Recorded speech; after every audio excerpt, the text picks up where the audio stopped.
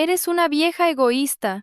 Prefieres acaparar tu lujoso apartamento antes que ayudar a tu propia hija a formar una familia. Tenía 68 años la noche en que mi hija me abofeteó delante de 250 personas en su boda porque no quise entregarle mi lujoso ático de 840.000 euros como si fuera un regalito. Por un segundo, el salón del Gran Bahía en Valencia se quedó en silencio. La orquesta dejó de tocar a mitad de nota. El micrófono en mi mano chirrió con el acople.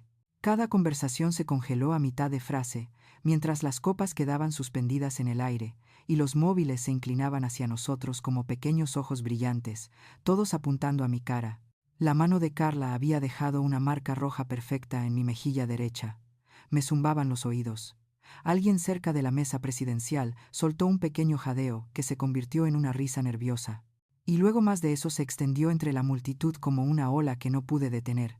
No lloré. Antes de contarte lo que pasó después, necesito que hagas algo por mí. Deja un comentario y dime desde dónde me estás escuchando en el mundo y qué hora es ahora mismo. ¿Estás escuchando mientras preparas la cena? ¿Mientras conduces al trabajo? Quiero saber quién está ahí escuchando mi historia. Y si esto te resuena, si alguna vez te has sentido utilizado por alguien a quien amabas, dale a me gusta y suscríbete. Te sorprenderá a dónde va esta historia. Ahora, volvamos a ese salón de baile. Me quedé allí con el sabor del champán, volviéndose metálico en mi lengua. Me ardía la mejilla. 250 pares de ojos me oprimían. Y pensé en las cosas más extrañas. Pensé en el ático del piso 22 que había comprado después de la muerte de mi marido. Ese del que todos hablaban como si fuera una casa de vacaciones familiar, en lugar de mi salvaguarda para la vejez.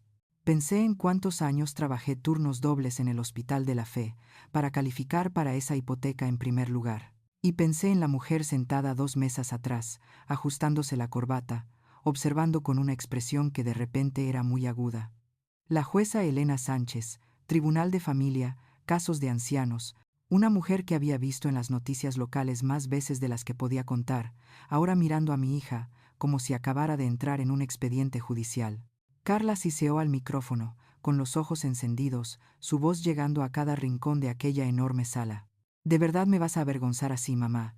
El día de mi boda, después de todo lo que he hecho por ti. Todo lo que ella había hecho por mí. Eso casi me hizo reír, excepto que mi boca sabía a sangre donde mis dientes habían atrapado el interior de mi mejilla. El asistente del DJ flotaba cerca de nosotros, sin saber si coger el micrófono o fingir que no pasaba nada. Las damas de honor se movían en sus vestidos color rosa a juego, fingiendo arreglarse el pelo mientras miraban. Al fondo, mi grupo de bridge de la comunidad de vecinos miraba fijamente, con la boca abierta, los tenedores aún a medio camino de sus platos. Pude ver los móviles grabando, pequeños puntos rojos, pequeñas luces, cada ángulo cubierto, cada segundo capturado. Carla seguía hablando, su voz cada vez más alta, más chillona. Esta es la que me crió, todo el mundo. Esta es la mujer que prefiere acaparar su lujoso piso antes que ayudar a su propia hija a formar una familia. Mi propia madre, el día de mi boda. Su cara estaba retorcida de una manera que solo había vislumbrado unas pocas veces antes, siempre rápidamente oculta detrás de disculpas o lágrimas. Pero esta noche, no había disculpas. Esta noche, quería que todos vieran su rabia. Enderecé la espalda. Dejé el micrófono suavemente sobre la mesa junto a la tarta de boda intacta, esa con flores de azúcar que costaron más que mi primer coche. El DJ me miró con una mezcla de alivio y confusión, como si quisiera permiso para volver a poner la música y ahogar lo que estaba pasando. Le hice un pequeño asentimiento. Entonces bajé del escenario. Sin dramatismos, sin gritos, sin escenas, solo una salida silenciosa, mis tacones chasqueando en el suelo de madera pulida, mientras mi única hija permanecía en el centro de su propia recepción, respirando con dificultad, los dedos aún curvados por la bofetada. La música volvió a sonar, demasiado alta, demasiado rápida, como si alguien hubiera pulsado el botón equivocado. Algunas personas aplaudieron con incertidumbre. Alguien levantó una copa y gritó algo sobre el amor y el matrimonio, tratando de salvar el momento. La multitud se despegó lentamente, las conversaciones se reanudaron en murmullos bajos y sorprendidos. Pero seguí caminando. Ese fue el momento en que algo dentro de mí finalmente encajó. A la gente le gusta fingir sorpresa cuando estos momentos suceden. Como si una familia explotara en una noche sin motivo alguno. Como si años de pequeños compromisos y señales de advertencia ignoradas no sumaran nada, como si el amor y la sangre fueran escudos contra la crueldad. Así nunca funciona. Mi nombre es Margarita Ramos. Pasé 40 años como enfermera, la mayor parte en el mismo hospital. Me casé con mi amor de la escuela, Francisco, cuando tenía 19 años. Tuvimos una hija, Carla. Vivíamos en una sencilla casita en un pueblo cerca de Valencia. Conducíamos coches usados y vigilábamos cada cupón como si fuera oro, porque eso es lo que hacías cuando el dinero escaseaba y el futuro era incierto. Cuando Francisco murió de un derrame cerebral hace 12 años, el seguro de vida y mi plan de jubilación eran todo lo que tenía. Una amiga del trabajo me sugirió que hablara con un agente inmobiliario sobre invertir en algo sólido en lugar de dejar el dinero en una cuenta donde la inflación lo iría carcomiendo año tras año. Así fue como terminé en un caparazón de hormigón desnudo en el piso 22 de una nueva torre, con vistas a la bahía de Valencia, escuchando a un joven agente, con dientes perfectos, decirme que en 10 años el lugar valdría una fortuna. Ahora está en 410.000 euros, dijo, señalando las ventanas sin terminar donde la bahía se extendía como una promesa. Dale tiempo, y esta será una vista de 800.000 euros. Fácil. Compré ese ático con las manos todavía oliendo ligeramente a jabón de hospital. Seguí trabajando hasta los 65 para poder terminar de pagarlo. Pintaba las paredes yo misma. Elegí cada mueble lentamente, habitación por habitación, a medida que las horas extras se convertían en pagos iniciales para sofás y estanterías. Fue lo primero en mi vida que fue completamente mío. Y Carla lo sabía. Solía venir y tirar su bolso en el sofá, girando en un círculo lento como si ya estuviera calculando dónde pondría sus propias cosas. En aquel entonces, lo decía en broma, riendo como si la idea fuera absurda. Mamá, este lugar es demasiado grande para ti. Deberías dejar que Marcos y yo vivamos aquí cuando tengamos hijos. Tú puedes mudarte a un pisito en algún lugar con tus labores y tu club de lectura. Lo dijo como una broma. Pero cada vez que lo decía, la idea se arraigaba un poco más, como una semilla plantada en un suelo que ella pensó que no notaría. Ahora, de pie en ese pasillo fuera del salón de baile, con las mejillas aún palpitando y mi corazón extrañamente firme, busqué un pañuelo en mi bolso. Mis dedos rozaron el pequeño sobre que contenía mi discurso, el que había escrito hacía días sobre los primeros pasos de Carla, y lo orgulloso que su padre habría estado. Nunca dije nada de eso. Las piernas empezaron a temblar. Me apoyé en una columna de mármol, presionando la palma de mi mano contra mi mejilla ardiente, tratando de calmar mi respiración. Dentro, la música seguía sonando. Las risas flotaban a través de las pesadas puertas. Alguien chocó una copa. Alguien más gritó para que los novios se besaran. La vida continuaba como si nada hubiera pasado. Señora Ramos. Levanté la vista. La jueza Elena Sánchez estaba a unos metros de distancia, sus tacones brillando en el suelo pulido, un pequeño bolso de mano a su lado. Su cara estaba tranquila, pero sus ojos eran agudos. El tipo de agudeza que viene de años de ver cosas que otras personas querían ignorar. Espero que no le importe que le hable, dijo en voz baja. Soy Elena. Nunca nos hemos conocido, pero conozco a su antiguo jefe en el hospital. Claro que sí. Valencia era un mundo pequeño cuando te quedabas en un mismo lugar el tiempo suficiente. Estoy bien, dije automáticamente, el reflejo tan familiar que me dolió. Sus ojos se posaron brevemente en mi mejilla, donde sabía que la marca seguía siendo de un rojo brillante. No, dijo suavemente, no lo está. Lo que la jueza Sánchez no sabía, de pie en ese pasillo con su tarjeta ya en la mano, era cuánto me había costado ese ático de maneras que no tenían nada que ver con el dinero. Déjame llevarte atrás. Francisco y yo nos conocimos en la clase de biología de 10 grado. Él se sentaba detrás de mí, y no paraba de lanzarme pequeños balones de fútbol de papel al cuello, hasta que me di la vuelta y le dije que si lo hacía una vez más, lo denunciaría a la profesora. Me sonrió como si le hubiera lanzado un desafío. Y eso fue todo. Fuimos inseparables después de eso. Nos casamos el verano después de la graduación. Ambos teníamos 19 años y estábamos convencidos de que habíamos descifrado el mundo. No fue así, pero aprendimos juntos. Francisco trabajaba en un almacén de paquetería durante el día y tomaba clases nocturnas para convertirse en supervisor. Yo entré directamente a la escuela de enfermería porque mi madre había sido enfermera y sabía que el trabajo era estable, aunque difícil. Carla llegó cuando yo tenía 22 años. Era una bebé delicada, con cólicos y ruidosa. Pero Francisco la paseaba por la casa a las 3 de la mañana cantando viejas canciones de folclore, hasta que finalmente se calmaba. Esos fueron buenos años. Incluso cuando estábamos demasiado cansados para ver con claridad, incluso cuando las facturas se amontonaban y el coche se averiaba y comíamos espagueti 4 noches a la semana, porque era barato. Ahorramos lo que pudimos. Hablamos de comprar una casa más grande algún día, tal vez tomar unas vacaciones de verdad, tal vez jubilarnos en algún lugar cálido algún día. El derrame cerebral de Francisco ocurrió un martes por la mañana. Tenía 56 años. Se estaba poniendo las botas de trabajo en la cocina, y luego estaba en el suelo, un lado de su cara caído, su mano buscándome, pero sin llegar del todo. Llegó la ambulancia. El hospital lo intentó, pero el daño estaba hecho. Murió 3 días después, sin despertar. Me senté junto a su cama todo el tiempo, tomándole la mano, hablándole de nada y de todo. Le conté sobre el nuevo trabajo de Carla. Le conté sobre el perro del vecino, que no paraba de cavar en nuestro jardín.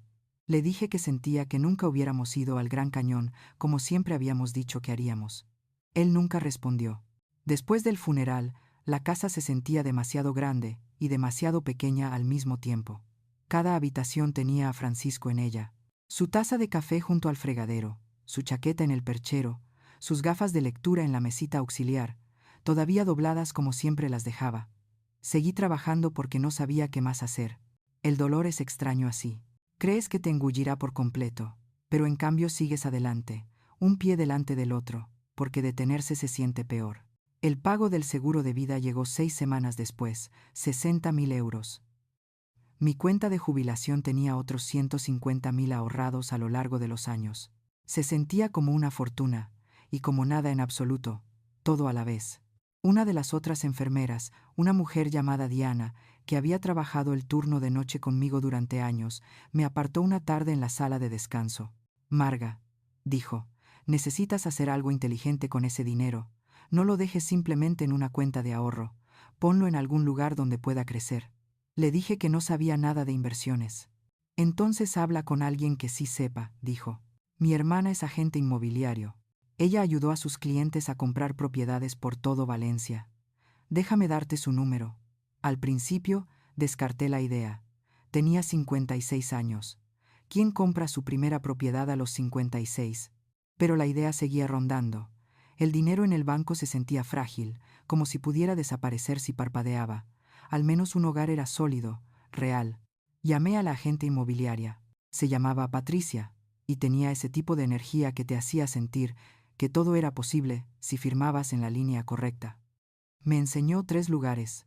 2 eran condominios antiguos cerca del agua, bastante bonitos, pero nada especial. El tercero era la torre. Todavía estaba en construcción cuando entramos. No había paredes, solo postes y hormigón y el esqueleto de lo que serían los balcones. Los trabajadores se gritaban en español, el polvo flotaba en el aire. El ascensor traqueteaba como si fuera a ceder a mitad de camino. Pero cuando salimos al piso 22, y Patricia señaló el espacio abierto donde irían las ventanas, lo vi. La bahía se extendía interminablemente. El agua era azul e infinita. Los barcos pasaban a la deriva como juguetes. El cielo se extendía y se extendía, más grande que cualquier cosa que hubiera visto desde nuestra pequeña casa de campo con su valla de tela metálica y su césped irregular. Esta es la última unidad disponible en este piso, dijo Patricia. 410.000 euros. Sé que parece mucho, pero en 10, quizás 15 años, tendrás algo que valdrá el doble, o más. Este es el futuro de Valencia, Marga. Entras ahora o lo ves desde la barrera. Pensé en Francisco. Pensé en todas las veces que hablamos de algún día y nunca llegó. Pensé en pasar los próximos 20 o 30 años en esa casa donde cada rincón me recordaba lo que había perdido. Y pensé en ser vieja y sola y depender de la amabilidad de otra persona. ¿Cómo funciona esto?, pregunté. Patricia sonrió. Pones lo que puedas. Obtienes una hipoteca por el resto. Sigues trabajando. Haces los pagos. Y un día es todo tuyo. Los papeles me aterraban. Nunca había firmado algo tan grande en mi vida. Me temblaban las manos mientras escribía mi nombre página tras página. El seguro de vida de Francisco se convertía en números en una pantalla. Mi futuro pendía de si podía seguir el ritmo de un pago de hipoteca que parecía imposible, pero lo hice. La torre terminó su construcción 2 años después. Me mudé un sábado de julio. Los transportistas subían cajas por 22 pisos, mientras yo estaba en la sala de estar vacía, tratando de convencerme de que no había cometido un error terrible. Las paredes eran de color blanco de constructor. Los suelos eran sencillos. La vista era todo lo que Patricia prometió, pero el resto se sentía frío e inacabado, como una habitación de hotel que nadie se había molestado en decorar. Así que lo decoré yo misma. Trabajé todos los turnos extra que el hospital me dio. Pintaba el dormitorio de un gris suave. Encontré un sofá de oferta en una tienda de muebles y lo pagué a plazos. Compré cortinas, lámparas, una mesa de comedor, estanterías, pieza a pieza. El ático se hizo mío. Me llevó 3 años más terminar de pagar la hipoteca por completo. 3 años de horas extras y vacaciones saltadas y cenas en casa en lugar de restaurantes. Pero el día que hice ese último pago, me senté en mi sofá con la escritura en mis manos y lloré hasta que no me quedaron lágrimas. Esto no era solo un lugar para vivir. Esta era mi seguridad, mi colchón, lo que me impediría ser una carga para cualquiera cuando fuera demasiado vieja para trabajar, demasiado cansada para luchar, demasiado agotada para seguir adelante. Carla vino a visitarme unas semanas después de que terminara la última habitación. Entró, dejó su bolso en la encimera de la cocina y dio una vuelta lenta, asimilándolo todo. «Guau, mamá», dijo. «Este lugar es realmente algo». Sentí un pequeño destello de orgullo. «Gracias, cariño». Me llevó un tiempo, pero creo que quedó bonito. Se dirigió a las puertas del balcón, mirando el agua, su reflejo fantasmal contra el cristal. «¿Sabes?», dijo, con voz ligera, casi de broma. «Este lugar es demasiado grande para ti. Deberías dejar que Marcos y yo vivamos aquí cuando tengamos hijos. Tú podrías mudarte a un pisito en algún lugar más tranquilo, con tu club de lectura y tus labores». Se rió como si fuera la sugerencia más natural del mundo. Y yo también me reí, porque pensé que estaba bromeando. Pero la forma en que miraba la vista, la forma en que sus dedos trazaban el borde de la encimera de granito, la forma en que me miraba con demasiada esperanza en sus ojos, eso debería haber sido mi primera advertencia. Debí haber prestado atención a esa advertencia, pero las madres tienen un don para justificar las cosas que no quieren ver. Carla tenía 24 años cuando destrozó su primer coche. Me llamó a las 2 de la mañana, llorando tan fuerte que apenas podía entenderla. Se había saltado un semáforo en rojo y había chocado contra un poste. El coche estaba destrozado. Ella estaba bien, gracias a Dios, pero el seguro no cubriría el reemplazo total porque había dejado vencer la póliza. «Mamá, no puedo ir a trabajar sin coche», sollozó. «Perderé mi trabajo. Por favor, te lo pagaré, lo prometo». Escribí el cheque al día siguiente, 12,000 euros, por un Honda usado, que juró que le duraría años. Nunca me lo devolvió. Después de unos meses, dejó de mencionarlo por completo, y yo dejé de sacarlo a colación porque no quería parecer tacaña. Era mi hija. Francisco la habría ayudado. ¿Qué clase de madre lleva un registro contra su propio hijo? Un año después, fue la deuda universitaria. Había ido a la universidad local un tiempo, luego lo dejó, luego volvió, luego lo dejó de nuevo. Cada vez prometía que esta vez era la definitiva. Este era el título que lo cambiaría todo. Cada vez, yo ayudaba con la matrícula, los libros, las tasas. La deuda nunca desaparecía, simplemente se trasladaba. Los préstamos estudiantiles se convirtieron en facturas de tarjetas de crédito. Se había metido en un lío comprando cosas que, según ella, necesitaba para el trabajo, para entrevistas, para eventos de networking, ropa de diseño, un portátil nuevo, cenas con gente que quizás le daría un trabajo mejor algún día. «Estoy tratando de invertir en mi futuro, mamá», dijo, cuando le pregunté por qué. El saldo era tan alto. Hay que gastar dinero para ganar dinero. Todo el mundo lo sabe. Pagué 8.000 euros en deudas de tarjetas de crédito, luego otros 6.000 al año siguiente. Para cuando se mudó con Marcos, ya había dejado de contar. Marcos parecía bastante amable al principio, educado, con un trabajo estable en ventas, me llamaba señora y traía flores cuando venían a cenar. Pero a los 6 meses de vivir juntos, empezaron a llegar las llamadas. El alquiler estaba atrasado. El casero amenazaba con el desalojo. El cheque de comisión de Marcos aún no había llegado. Podría cubrirlos esta vez hasta que se recuperaran. Una vez se convirtió en 3 veces. 3 veces se convirtió en un patrón que fingí no notar. Francisco solía decir que si rescatas a alguien cada vez que tropieza, nunca aprende a mirar por dónde va. Oía su voz en mi cabeza cada vez que transfería dinero a la cuenta de Carla. Pero lo hice de todos modos. Es joven, me decía a mí misma, ya se espabilará, solo necesita un poco más de tiempo. Seguía haciendo turnos extra para cubrir lo que perdía. Me decía a mí misma que el ático estaba a salvo. El ático era la línea que nunca cruzaría. Todo lo demás bien, pero eso no. El compromiso ocurrió un domingo de marzo. Carla apareció en mi puerta sin avisar, agitándome la mano izquierda en la cara antes de que yo abriera del todo la puerta. «Mira, mira, mira», gritó, casi rebotando. «Marcos me pidió matrimonio anoche. Nos casamos, mamá. El anillo era grande. Demasiado grande para alguien que no pudo pagar el alquiler hace 3 meses. Pero sonreí y la abracé, y le dije que estaba feliz porque eso es lo que haces». Entró y tiró una pila de revistas de novias en la mesa de mi cocina, hablando a 1000 por hora sobre lugares, vestidos y fotógrafos. Ya había estado investigando. Tenía tableros en Pinterest. Tenía una visión.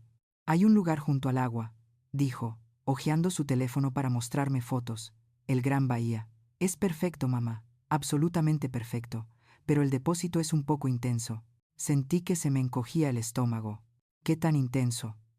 30.000 euros, dijo rápidamente, como si decirlo rápido lo hiciera más pequeño. «Pero siempre dijiste que querías que mi boda fuera especial. Solo tienes una hija, ¿verdad? Y papá habría querido que tuviera algo hermoso». Ahí estaba, la invocación de Francisco, como si su fantasma estuviera sentado en la mesa, asintiendo, de acuerdo en que sí, por supuesto, debíamos vaciar la cuenta bancaria para una fiesta de 6 horas. Dudé. Pensé en decir que no. Pensé en sugerir algo más pequeño, algo razonable, algo que no requiriera que vaciara mi fondo de emergencia. Pero la cara de Carla era tan brillante, tan esperanzada, y recordé ser joven y estar prometida y soñar con una boda que se sintiera mágica, aunque Francisco y yo nos casamos en el juzgado con 2 testigos y cenamos en una cafetería después. Escribí el cheque. Luego, vino el vestido. 4.000 euros por algo que solo usaría una vez.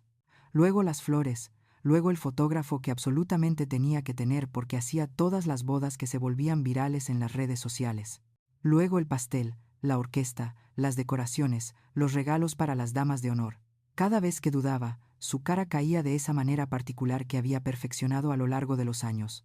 La expresión que decía que la estaba decepcionando, que estaba eligiendo el dinero por encima de su felicidad, que estaba fallando como madre.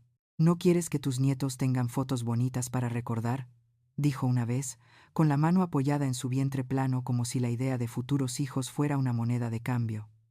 «Solo tienes una boda, mamá. ¿No quieres que mi día sea mágico? Mi día, su día, mi cuenta bancaria». Me seguía diciendo a mí misma que estaba bien. El ático seguía allí. El ático seguía siendo mío. Mientras tuviera eso, podría reconstruir todo lo que gastara. Solo necesitaba mantener la línea en esa cosa. Pero Carla tenía otros planes.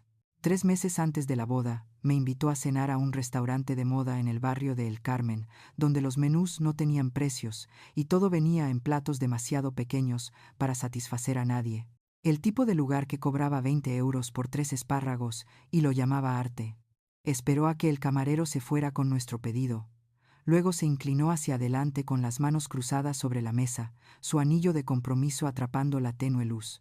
«He estado pensando», dijo, con voz cuidadosa, ensayada, en una forma en que podrías realmente ayudarnos a empezar nuestra vida juntos. Yo ya sabía lo que iba a decir. Podía sentirlo venir como una tormenta que hueles en el aire antes de que caiga la primera gota de lluvia. «La respuesta es no», dije antes de que pudiera terminar. Su sonrisa se congeló. Sus ojos se afilaron. «Ni siquiera escuchaste la pregunta». «Sí», dije en voz baja. «Sí la escuché». La mandíbula de Carla se tensó. La dulzura cuidadosamente arreglada de su rostro se resquebrajó lo suficiente para que yo viera lo que había debajo. «¿Quieres el ático?», dije, manteniendo la voz tranquila. «¿Quieres que te lo firme a ti y a Marcos como regalo de bodas? ¿O quieres que lo venda y te dé el dinero para que compréis algo para vosotros?». Se reclinó en su silla, cruzando los brazos. «Bueno, ya que ya has decidido ponerte difícil al respecto, sí, eso es exactamente lo que estoy pidiendo». El camarero regresó con nuestros aperitivos, pequeños platos de algo verde y artísticamente arreglado. Los dejó con una sonrisa y desapareció antes de que la tensión en nuestra mesa pudiera engullirla por completo. Carla cogió su tenedor, clavándolo en un trozo de rúcula como si la hubiera ofendido personalmente. «Mamá, casi tienes 70 años», dijo, su tono cambiando a algo que sonaba razonable, practicado. «¿De verdad necesitas 3 dormitorios y 2 baños y todo ese espacio? Eres solo tú». Mientras tanto, Marcos y yo estamos apiñados en un apartamento de un dormitorio al lado de la autovía donde podemos oír camiones toda la noche. Queremos formar una familia. Necesitamos espacio. Necesitamos un jardín, una piscina, espacio para que crezcan los niños. Entonces compra una casa, dije. ¿Con qué?, espetó. ¿Sabes lo que cuestan las casas ahora? Hacemos todo lo posible para mantenernos a flote. Pero tú estás sentada sobre casi 1 millón de euros en bienes raíces que ni siquiera utilizas. Podrías vender ese lugar, comprarte un lindo pisito en algún lugar más tranquilo, y aún te sobraría mucho. O mejor aún, simplemente nos lo firmas y vienes a vivir con nosotros. Nosotros te cuidaremos. Es una victoria para todos. Una victoria para todos. Esa frase se cernía pesadamente en el aire entre nosotros. No es una victoria para mí, dije. Ese ático es mi seguridad. Es lo único que se interpone entre yo y ser completamente dependiente de otra persona cuando ya no pueda trabajar. Carla puso los ojos en blanco. Literalmente los puso en blanco, como si yo fuera una niña haciendo una rabieta por algo tonto. Tienes tu pensión, mamá. Tienes la seguridad social. Actúas como si estuvieras a un mal día de vivir en una caja de cartón. Es tan dramático. Dramático. Esa palabra me dolió más de lo que debería. Tú nunca has trabajado 5 turnos dobles seguidos durante la temporada de gripe, dije en voz baja. Nunca has tenido que elegir entre arreglar el coche y pagar la factura de la luz. Nunca has tenido 68 años y estado sola y preguntándote qué pasaría si te enfermas y no puedes cuidarte a ti misma. Ese es exactamente mi punto, dijo Carla, inclinándose hacia adelante, su voz adquiriendo esa falsa calidez de nuevo, como si estuviera explicando algo simple a alguien lento. No tendrías que preocuparte por nada de eso si nos dejas ayudarte. Nos aseguraremos de que estés atendida. Nunca estarás sola. ¿No es para eso la familia? La miré a través de esa mesa con sus pequeños platos caros y su tenue iluminación destinada a ocultar lo poca comida que realmente recibías. Y traté de encontrar a mi hija en algún lugar. La niña pequeña que solía acurrucarse junto a mí en el sofá. La adolescente que lloró en mi hombro cuando su primer novio le rompió el corazón.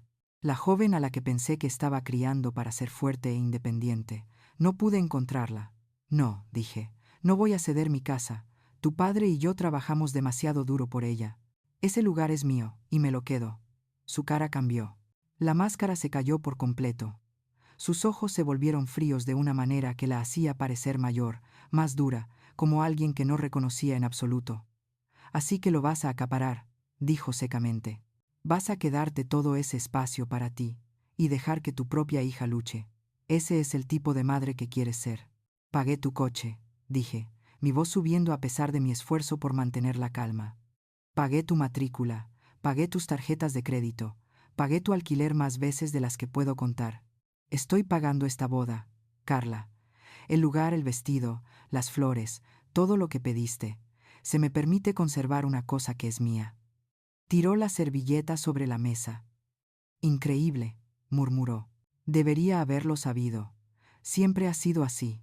En cuanto alguien te pide algo real, algo que realmente importa, te cierras. Actúas tan generosa, pero todo es solo para aparentar. En el fondo, solo te importas a ti misma. Sentí algo romperse dentro de mi pecho.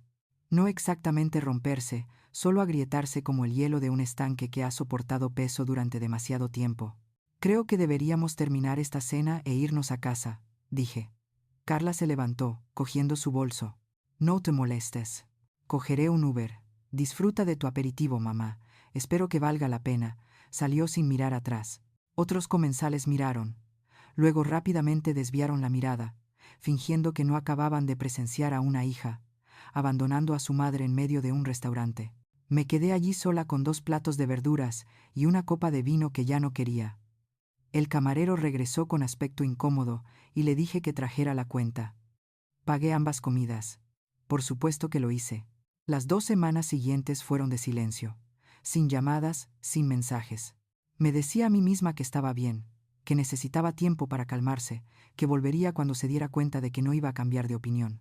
Entonces, de repente, me llamó. Su voz era brillante, alegre, como si nada hubiera pasado. Mamá, necesito tu opinión. Estamos decidiendo entre crema de mantequilla de vainilla y limón para el pastel. ¿Cuál crees que le habría gustado más a la abuela? Me quedé en mi cocina, con el teléfono pegado a la oreja, completamente desconcertada. Vainilla, creo, logré decir. Perfecto. Yo también me inclinaba por eso. Ah, y necesito que mires el plano de asientos. Te lo he enviado por correo electrónico. Avísame si ves algún problema.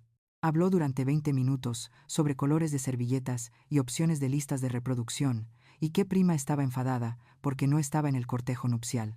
Ni una palabra sobre el ático, ni una palabra sobre la pelea. Me permití relajarme.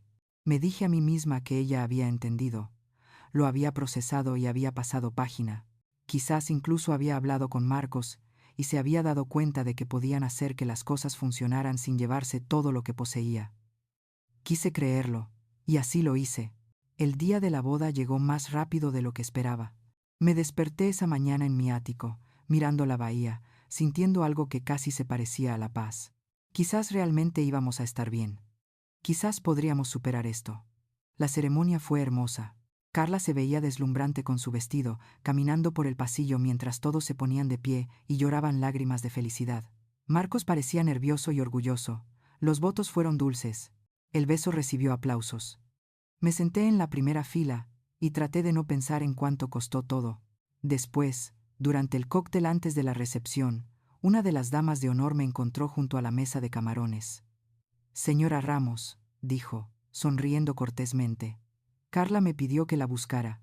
Quiere hacer una charla familiar rápida antes de que todos entremos al salón de baile. Se me encogió el estómago. ¿Una charla sobre qué? Oh, no sé, dijo la chica, aún sonriendo. Solo dijo que tardaría 1 minuto. Hay una pequeña sala de conferencias justo al lado del pasillo principal. Todos están esperando. Todos están esperando. Debí haber dicho que no. Debí haberle dicho a esa dama de honor que vería a mi hija dentro con todos los demás. Debí haber confiado en la sensación de opresión en mi estómago, que me decía que nada bueno me esperaba en esa habitación. Pero los viejos hábitos son difíciles de romper. La seguí. La sala de conferencias era pequeña, sin ventanas, escondida detrás del salón de baile principal como un secreto que el lugar no anunciaba. El tipo de espacio destinado a que los proveedores contaran propinas o las novias se arreglaran las emergencias de maquillaje en privado. Carla estaba en el centro, aún con su vestido de novia. La cola se arrastraba a sus pies como leche derramada. Marcos flotaba a su lado, la corbata ya desatada, su cara cuidadosamente inexpresiva, como la gente que sabe que algo incómodo está a punto de suceder y ha decidido no detenerlo. Mi hermana Juana se apoyaba en la pared del fondo, con los brazos cruzados, observándome entrar con una expresión que conocía demasiado bien. La misma mirada que solía darme cuando éramos niñas, y esperaba a ver si yo la delataba por algo, expectante, casi divertida. La dama de honor que me trajo aquí se escabulló rápidamente, cerrando la puerta detrás de ella con un suave clic. El sonido de esa puerta cerrándose se sintió más fuerte de lo que debería. «Mamá», dijo Carla, su voz dulce como el azúcar, como si estuviéramos a punto de discutir arreglos florales. «Necesitamos ponernos de acuerdo antes de ir a la recepción». Me quedé cerca de la puerta, mi bolso apretado con demasiada fuerza en mis manos. ¿Ponerse de acuerdo sobre qué? Carla intercambió una mirada con Marcos. Él cambió su peso, mirando al suelo. Juana se examinó las uñas. Sobre el anuncio, dijo Carla, volviéndose hacia mí con una sonrisa que no le llegaba a los ojos. Para nuestro regalo, para el ático. El aire de la habitación pareció espesarse. Sentí mi corazón latir en mi garganta. ¿Qué anuncio? Carla suspiró, el tipo de suspiro que decía que ya estaba cansada de explicar algo obvio a alguien lento. Mamá, ya hablamos de esto, dijo, su tono cambiando a algo paciente, condescendiente.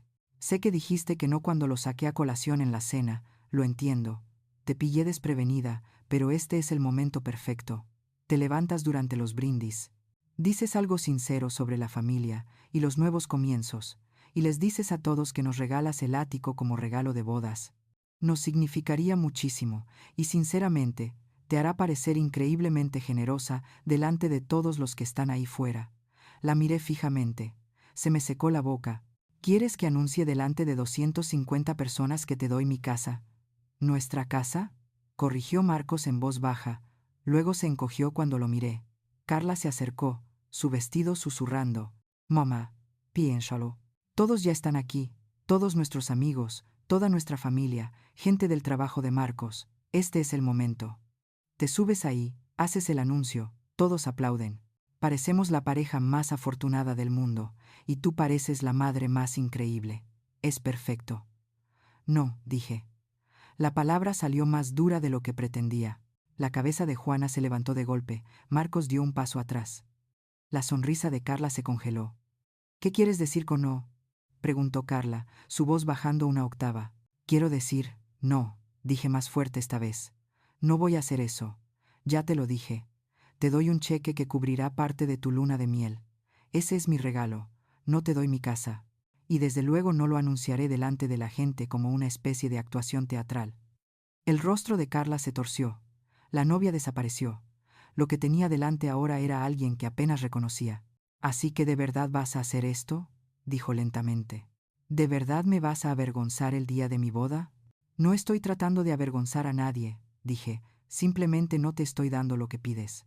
Juana se despegó de la pared, entrando en el centro de la habitación, como un árbitro que esperaba su señal. Por una vez en tu vida, Marga, dijo, con voz aguda, piensa en alguien más que en ti misma. Esta es la boda de tu hija, tu única hija, y vas a quedarte ahí parada y actuar como si un bien inmueble fuera más importante que su felicidad. Pagué esta boda, repliqué.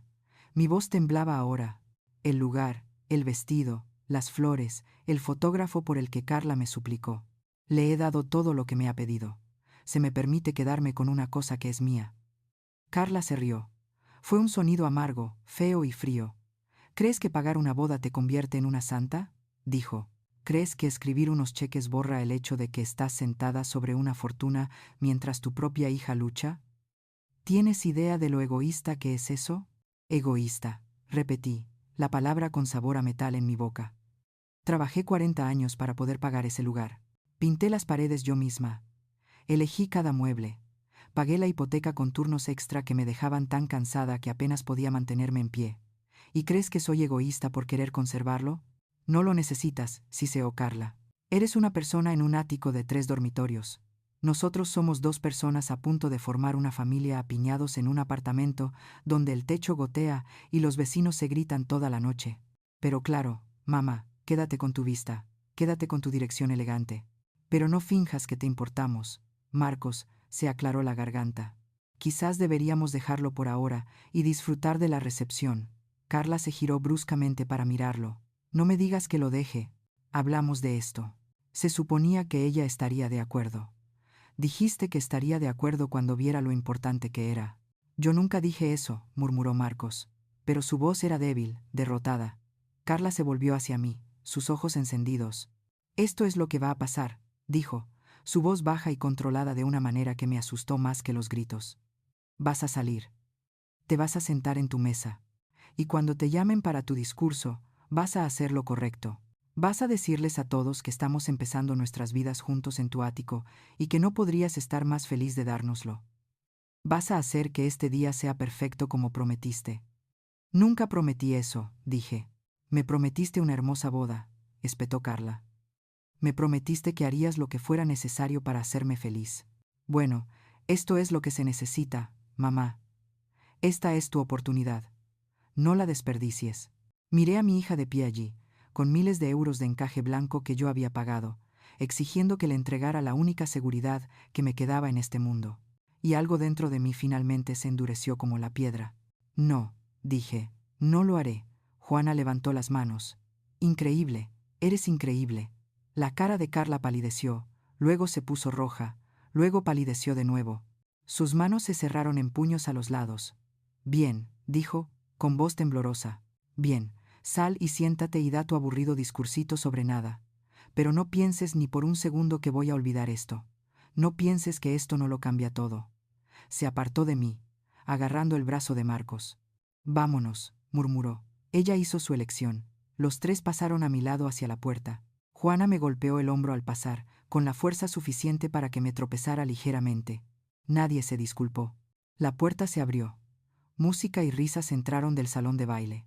Luego se cerró de nuevo, y me quedé sola en esa pequeña habitación sin aire con el corazón palpitando y las manos temblando. Me quedé allí un largo momento, tratando de calmarme, tratando de respirar. Luego salí. La recepción ya estaba en pleno apogeo. Los invitados llenaban las mesas, con copas en la mano, las conversaciones ruidosas y alegres. La orquesta tocaba algo animado. Los camareros se movían entre la multitud con bandejas de aperitivos. Encontré mi asiento cerca del centro de la sala, rodeada de vecinos de mi edificio y de un médico jubilado con el que solía trabajar. Me sonrieron, me preguntaron cómo estaba, me dijeron que la ceremonia había sido encantadora. Les devolví la sonrisa y dije todas las cosas correctas, pero sentía los ojos de Carla sobre mí desde la mesa principal, observando, esperando. Comenzaron los brindis. El padrino de Marcos contó una divertida historia sobre la universidad. Juana se levantó y divagó sobre cómo Carla siempre había sido la estrella de la familia, cómo se merecía todo lo bueno de la vida, lo afortunado que era Marcos por tenerla. La gente se rió, la gente lloró, la gente levantó sus copas. Luego, la voz del DJ crepitó por los altavoces. Y ahora nos gustaría invitar a la madre de la novia, Margarita Ramos, a decir unas palabras. La multitud se volvió hacia mí. Los móviles se levantaron. Las luces parecieron más brillantes de repente, más calientes. En la mesa principal, Carla apretó el brazo de Marcos. Su cara se iluminó con confianza, con certeza. Pensó que había ganado. Pensó que la presión de todos esos ojos, todos esos testigos, me obligaría a rendirme. Me puse de pie. Caminé hacia el pequeño escenario, donde me esperaba el micrófono, y supe con absoluta claridad que lo que dijera a continuación lo cambiaría todo. Cogí el micrófono. Mi mano temblaba ligeramente, pero mi voz salió firme. Soy Margarita, dije, mirando el mar de caras. Soy la madre de Carla. Quiero desearle a ella y a Marcos una vida larga y feliz juntos. Hice una pausa, mirando a mi hija. Me miraba con los ojos muy abiertos, su cuerpo tenso, instándome en silencio a continuar con el guión que había escrito en su cabeza. La habitación estaba en silencio, expectante. Los móviles estaban levantados, grabando. La gente se inclinaba hacia adelante en sus asientos. Respiré hondo. Y espero que construyan un futuro hermoso lleno de amor y comprensión. Eso fue todo. Eso fue todo lo que tuve que decir. El rostro de Carla cambió. Confusión primero, luego pánico, luego algo más oscuro. Se levantó, su silla chirrió ruidosamente contra el suelo, y dijo, su voz cortando la habitación como una cuchilla. Mi madre tiene un anuncio muy especial para nosotros. ¿Verdad, mamá? Un murmullo recorrió la multitud. Los miembros de la orquesta se enderezaron. Alguien cerca del fondo susurró algo que no pude oír. La miré, a la desesperación apenas oculta bajo su sonrisa, a la trampa que intentaba tender delante de todos. No, dije al micrófono. No lo tengo. El silencio que siguió fue sofocante. La sonrisa de Carla desapareció. Dio un paso hacia el escenario, su voz subiendo, sin importarle ya quién la oía. Mamá, deja de ser tímida. Solo diles. Me aparté del atril del micrófono. No hay nada más que decir. Su rostro se contorsionó. Lo vi suceder antes de que sucediera. El cambio de la conmoción a la rabia, la forma en que levantó la mano, la bofetada me cruzó la mejilla con un sonido que pareció resonar en todas las paredes. Mi cabeza se giró hacia un lado. Saboreé sangre donde mis dientes atraparon el interior de mi mejilla. Me zumbaban los oídos. La habitación se inclinó por un segundo. Jadeos recorrieron la multitud. Luego, horriblemente, alguien se rió. Un sonido pequeño, nervioso y sorprendido, que se extendió como una enfermedad. Más risas, más susurros. Dios mío, ¿acaba de golpear a su propia madre? ¿Esto es parte del discurso? Alguien está filmando esto. Carla cogió el micrófono, su respiración agitada, su cara enrojecida. Vieja egoísta, gruñó, su voz amplificada para que todo el salón de baile la oyera. Prefieres acaparar tu lujoso piso antes que ayudar a tu propia hija a formar una familia. Todo el mundo, esto es lo que tengo que soportar. Esta es la que me crió. Me señaló como si fuera una prueba en un juicio, como si fuera la acusada de pie ante un jurado. Algunas personas desviaron la mirada, otras sacaron sus móviles para grabar, algunas miraban con la boca abierta, sin saber si intervenir o fingir que esto era normal. 2 mesas atrás, la jueza Elena Sánchez permanecía completamente quieta, su expresión aguda y concentrada. Ella no estaba grabando, estaba observando, asimilándolo todo como si ya estuviera escribiendo el expediente del caso en su cabeza. Durante la mayor parte de mi vida, esas palabras de Carla me habrían destruido. Habría tratado de explicar, de defenderme, de disculparme por el crimen de intentar proteger mi propio futuro. Ya no más, pensé en los papeles que esperaban en mi caja fuerte en casa, la escritura con solo mi nombre. Los extractos de cuenta que mostraban cada año que tardé en pagar esa vista, cada turno de noche, cada día festivo perdido, cada vez que llegaba a casa oliendo a desinfectante y agotamiento. Pensé en la jueza Sánchez, en los médicos y enfermeras dispersos por esta sala que sabían lo que significaba cuando una hija exigía los bienes de un padre como si fueran regalos de cumpleaños debidos. Pensé en los 250 testigos que Carla me acababa de entregar. Dejé el micrófono suavemente sobre la mesa. Asentí una vez al DJ, que parecía a la vez aliviado y aterrorizado, y me bajé del escenario, un pie delante del otro, con la espalda recta, la mirada al frente. Detrás de mí, la música volvió a sonar, demasiado alta, como si alguien intentara ahogar lo que acababa de ocurrir. Las copas tintinearon. Las conversaciones forzadas se reanudaron. Alguien gritó un brindis sobre el amor que todo lo conquista. Seguí caminando. Llegué al pasillo antes de que mis piernas empezaran a temblar. Me apoyé en una columna de mármol, presionando la palma de mi mano contra mi mejilla ardiente, tratando de regular mi respiración. El sabor a sangre seguía espeso en mi lengua. Señora Ramos. Me giré. La jueza Sánchez estaba a unos metros, con su bolso de mano en una mano, su expresión tranquila, pero sus ojos brillaban con algo que parecía una furia contenida. Espero que no le importe que le hable, dijo en voz baja. Soy Elena. Nunca nos hemos conocido, pero conozco a su antiguo jefe en el hospital, el doctor García. Claro que sí. Valencia era pequeña cuando te quedabas en un mismo lugar el tiempo suficiente. Estoy bien, dije automáticamente. Sus ojos se posaron en mi mejilla, donde podía sentir el calor irradiando de la marca que la mano de Carla había dejado. No, dijo suavemente. No lo está, y lo que pasó ahí dentro no es un drama familiar normal. Veo este tipo de cosas en mi juzgado cada semana. Tragué saliva con dificultad. Es mi hija. También es una adulta que acaba de golpearla delante de testigos mientras exigía públicamente su único bien principal, contestó la jueza Sánchez, su voz baja y firme. Eso es, según los libros de texto, abuso financiero a personas mayores, aunque nadie quiera usar esas palabras en las cenas de Navidad. Mayor. La palabra se asentó sobre mí como una manta que no había pedido. No quiero que la arresten, dije rápidamente. El reflejo tan automático que me dolió. Es mi hija. No le estoy diciendo lo que tiene que hacer, dijo la jueza. Le estoy diciendo que tiene opciones. Puede proteger su escritura de maneras que ellos no puedan tocar. Puede hablar con un abogado antes de que nadie le entregue papeles en alguna reunión familiar más tarde. Puede presentar una denuncia si se presentan en su puerta exigiendo esa propiedad. Metió la mano en su bolso y sacó una tarjeta de visita. Si decide que quiere ayuda, dijo, entregándomela, llame a este número. Es mi secretaria. Ella la orientará hacia los recursos adecuados. Nadie tiene derecho a tratarla como una chequera andante sin consecuencias, ni siquiera alguien a quien dio a luz. Me temblaron los dedos al coger la tarjeta. Dentro del salón de baile, la música se intensificó. Alguien se rió demasiado fuerte. Alguien más levantó una copa y gritó algo sobre para siempre. Aquí fuera, reinaba el silencio.